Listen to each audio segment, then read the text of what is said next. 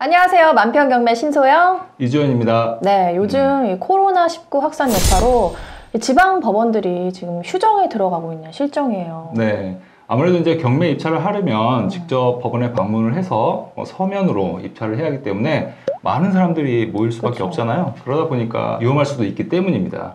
요즘 진짜 뉴스만 보면 이 코로나19 얘기가 너무 많고 참 우울해요. 이 코로나19가 정말 재빨리 이 확산이 좀 접어들었으면 하는 바람입니다. 네, 이런 시국에 또 부동산 대책이 발표가 됐습니다. 벌써 19번째 대책이죠? 네, 맞습니다. 이번 정부에서 19번째 대책인 E20 대책입니다. 이 12, 16 대책을 발표할 당시에는 저희가 이 수도권 일대 풍성 효과가 나타날 수 있다 이런 얘기를 컨텐츠를 또 다뤘었잖아요. 네, 지난번 컨텐츠를 통해서 우리가 일반 매매 시장뿐만 아니라 이 경매 시장에서도 풍선 효과가 있다는 것을 볼 수가 있었죠. 이 20 대책은 지난번 12, 16 대책에 의한 풍선 효과를 인정하는 그런 결과라고 볼 수도 있습니다. 네, 그리고 3월부터 주택을 취득할 시에 강화되는 규정과 또 증빙 서류에 대해서 저희가 한번 정리를 해드렸었죠. 그렇죠. 이 강화된 규제, 해법은 어디에 있을까요? 네, 바로 부동산 경매에 있다. 네, 아직 확인을 못하신 부분은요, 저희 위에 추천 콘텐츠 확인을 해주시고요. 그리고 저희는 오늘 19번째 부동산 대책에 대해서 또 파헤쳐 보도록 하겠습니다.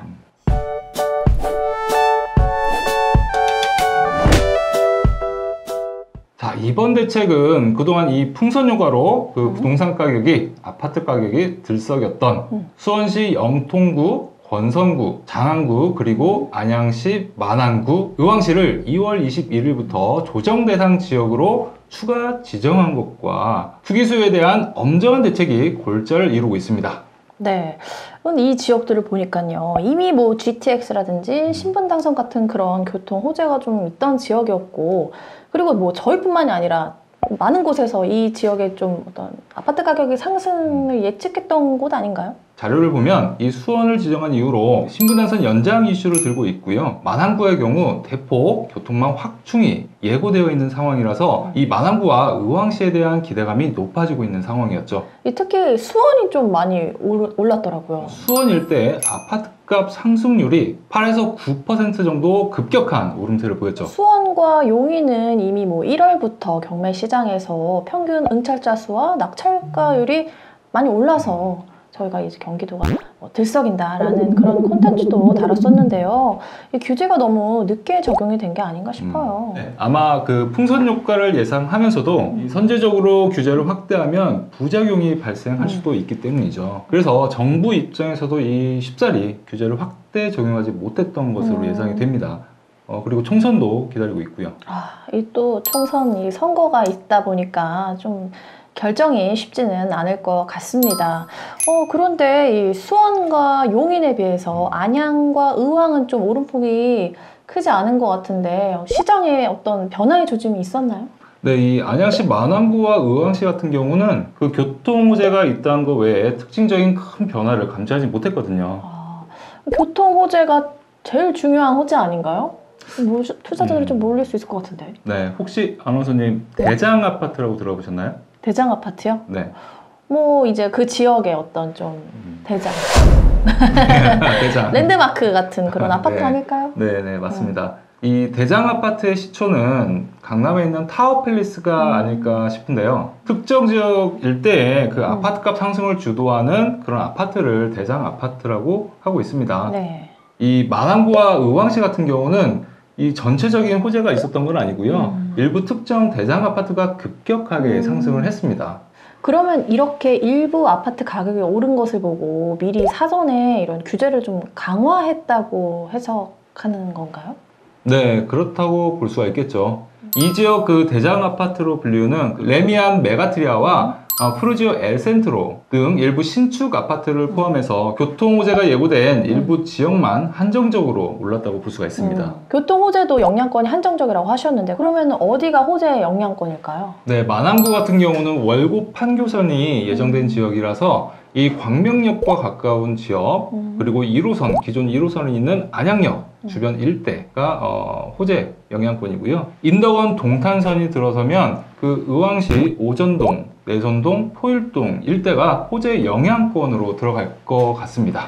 아니, 분양가 상한제 발표 당시에는 핀셋 지정이라고 할 만큼 이 동단위로 아주 세밀하게 규제 지역을 지정했던 것 같은데. 네, 발표하고 나서 얼마 지나지 않아서 이 규제 지역이 확대되긴 했죠. 그런데 이번에는 호재 영향권이 한정적일 것이라고 예상됨에도 불구하고 이렇게 의왕시 전체, 만안구 전체 이렇게 규제 지역을 정했단 말이에요. 네. 이거에 대해서 어떻게 생각하세요? 아무래도 이 수도권 전역으로 퍼지는 이 풍선 효과를 차단하는 것으로 볼 수 있지만 아무래도 실수요자가 피해를 볼 수밖에 없을 것으로 예상이 됩니다. 특정 투기 세력들을 규제하기 위한 조치로는 불가피하다고는 하지만 실수요자들에게는 좀 피해가 되면 좀 여론이 안 좋아질 것 같고 시장도 좀 위축될 것 같아요. 네. 그런데 이번 규제에서 한 가지 의문점이 있습니다. 무슨 의문점이죠? 이 만안구와 의왕시를 같이 경계를 공유하고 있는 군포시가 빠져 있습니다. 오, 지도를 보면 정말 이 군포시, 안양시와 의왕시에 지금 딱 붙어 있거든요. 그리고 수도권 지하철 1호선과 4호선이 지나가고 있어요. 네, 게다가 이 GTX 신호선이 착공될 예정이고요. 서울 접근성도 좋기 때문에 만안구와 의왕시와 비교했을 때 입지적으로 그렇게 빠지는 지역이 아니거든요.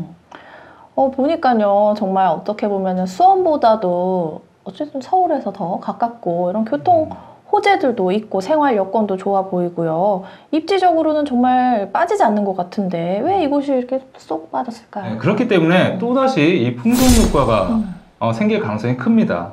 아무래도 규제가 확대되면 시중에 있는 이 투자자들의 자금은 새로운 도피처를 찾아갈 수밖에 없거든요. 따라서 이 규제 지역에서 빠진 삼본, 군포로 유동자금이 흘러 들어갈 것으로 예상이 되고 있습니다.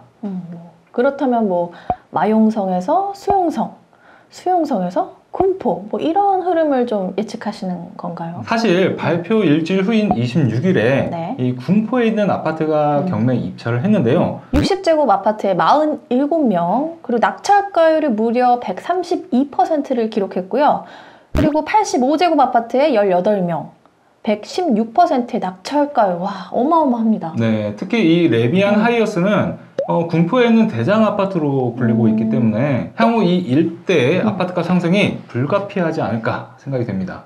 네, 여러분 군포를 좀 눈여겨보셔야겠습니다. 사실 이번 규제에서 빠지게 된 이유도 호재나 입지 조건에 비해서 상대적으로 저평가됐다라고 볼 수가 있겠습니다. 국토교통부에서 제공하는 매매 가격 지수를 한번 보시면요. 네, 확실히 경기권 평균 지수보다도 지금 군포시가 낮게 분포되어 있고요.